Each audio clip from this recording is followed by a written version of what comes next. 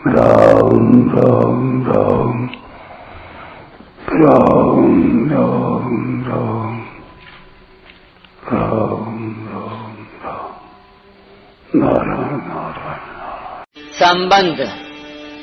अपने कर्तव्य का निर्णय करने में अपने को असमर्थ पाकर अब 7वें श्लोक में अर्जुन व्याकुलता पूर्वक भगवान से प्रार्थना करते हैं। कार्पण्य दोषोपहत स्वभावः पृच्छामि त्वां धर्म सम्मूढचेताः यच्छ्रेयस्यान् निश्चितं ब्रूहि तन्मे शिष्यस्तेऽहं शाधि मां त्वां प्रपन्नम्। कायरता के दोष से उपहत स्वभाव वाला और धर्म के विषय में मोहित अंतःकरण वाला मैं आपसे पूछता हूँ कि जो निश्चित श्रेय हो वह मेरे लिए कहिए। मैं आपका शिष्य हूँ, आपके शरण हुए मेरे को शिक्षा दीजिए। व्याख्या। कार्पण्य दोषोपहत स्वभावः पृच्छामि त्वाम धर्म सम्मूढ़ चेतः। टिप्पणी। यहाँ चेतस शब्द बुद्धि का वाचक है।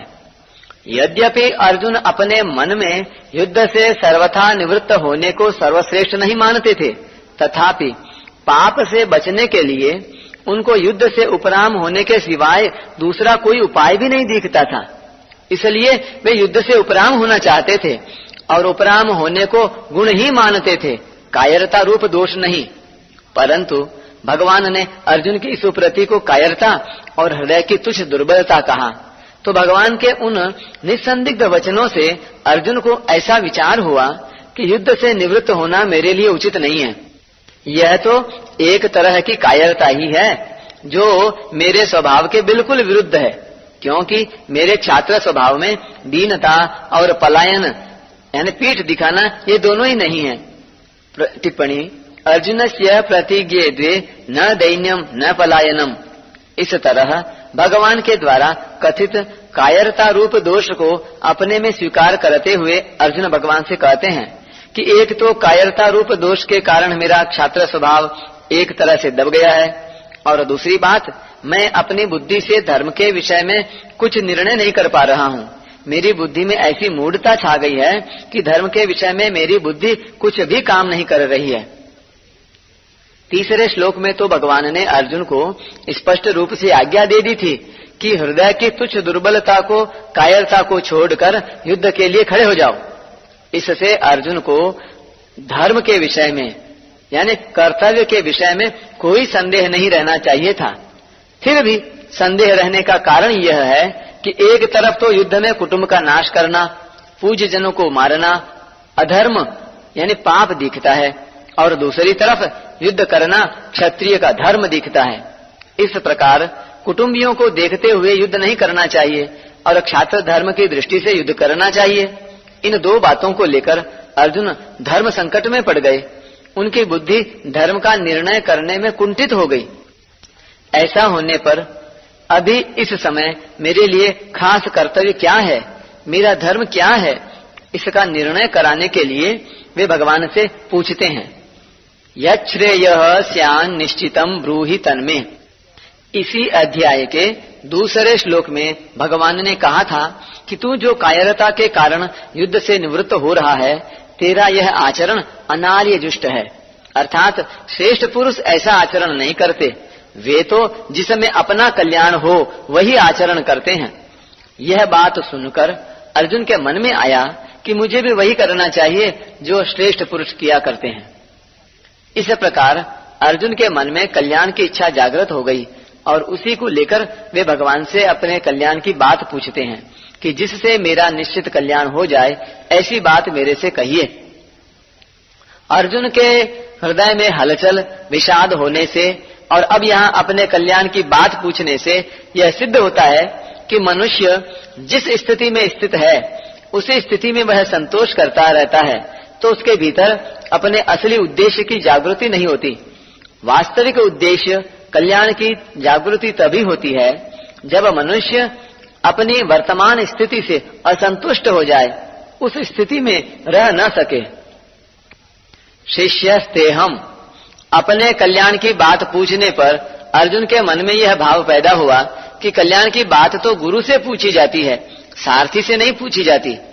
इस बात को लेकर अर्जुन के मन में जो रथिपन का भाव था, जिसके कारण वे भगवान को यह आज्ञा दे रहे थे कि हे अच्युत, मेरे रथ को दोनों सेनाओं के बीच में खड़ा कीजिए, यह भाव मिट जाता है और अपने कल्याण की बात पूछने के लिए अर्जुन भगवान के शिष्य हो जाते हैं और कहते हैं कि महाराज, मैं आपका शिष्य हूँ, शिक्षा लेने का पात्र हूँ, आप मेरे कल्याण की बात कहिए। साधि माम त्वाम प्रपन्नम, गुरु तो उपदेश दे देंगे, जिस मार्ग का ज्ञान नहीं है उसका ज्ञान करा देंगे, पूरा प्रकाश दे देंगे, पूरी बात बता देंगे, पर मार्ग पर तो स्वयं शिष्य को ही चलना पड़ेगा, अपना कल्याण तो शिष्य को ही करना पड़ेगा। मैं तो ऐसा नहीं चाहता कि भगवान उपदेश दें और मैं उसका अनुष्ठान करूं, क्योंकि उससे मेरा काम नहीं चलेगा। अतः अपने कल्याण की जिम्मेवारी मैं अपने पर क्यों रखूं, गुरु पर ही क्यों न छोड़ दूं। जैसे केवल माँ के दूध पर ही निर्भर रहने वाला बालक बीमार हो जाए तो उसकी बीमारी दूर करने के लिए औषधि स्वयं माँ को खानी पड़ती है, बालक को नहीं। इसी तरह मैं भी सर्वथा गुरु के ही शरण हो जाऊं, गुरु पर ही निर्भर हो जाऊं, तो मेरे कल्याण का पूरा दायित्व गुरु पर ही आ जाएगा, स्वयं गुरु को ही मेरा कल्याण करना पड़ेगा। इस भाव से अर्जुन कहते हैं कि मैं आपके शरण हूं, मेरे को शिक्षा दीजिए। यहाँ अर्जुन त्वाम प्रपन्नम पदों से भगवान के शरण होने की बात तो कहते हैं, पर वास्तव में सर्वथा शरण हुए नहीं हैं।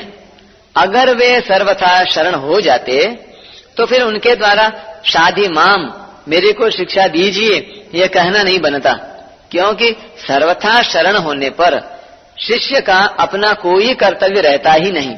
दूसरी बात, आगे 9वें श्लोक में अर्जुन कहेंगे कि मैं युद्ध नहीं करूंगा, न योत्स्ये।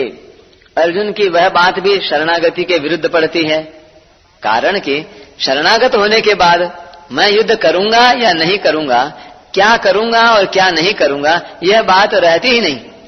उसको यह पता ही नहीं रहता कि शरण्य क्या कराएंगे और क्या नहीं कराएंगे।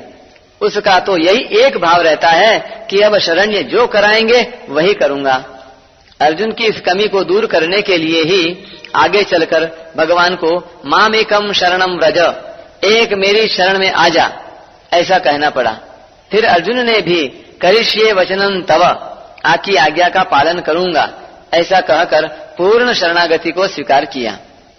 इस श्लोक में अर्जुन ने 4 बातें कही हैं। कार्पण्य दोषोपहत स्वभाव पृच्छामि त्वाम धर्म सम्मूढ़ चेतः। दूसरी, यच्छ्रेयः स्यान् निश्चितं ब्रूहि तन्मे। तीसरी, शिष्यस्तेहम्। और चौथी, शाधि मां त्वाम प्रपन्नम। इनमें से पहली बात में अर्जुन धर्म के विषय में पूछते हैं, दूसरी बात में अपने कल्याण के लिए प्रार्थना करते हैं, तीसरी बात में शिष्य बन जाते हैं और चौथी बात में शरणागत हो जाते हैं। अब इन 4 बातों पर विचार किया जाए तो पहली बात में मनुष्य जिससे पूछता है वह कहने में अथवा न कहने में स्वतंत्र होता है। दूसरी में जिससे प्रार्थना करता है उसके लिए कहना कर्तव्य हो जाता है। तीसरी में जिनका शिष्य बन जाता है उन गुरु पर शिष्य को कल्याण का मार्ग बताने का विशेष दायित्व आ जाता है। चौथी में जिसके शरणागत हो जाता है उस शरण्य को शरणागत का उद्धार करना ही पड़ता है, अर्थात उसके उद्धार का उद्योग स्वयं शरण्य को करना पड़ता है।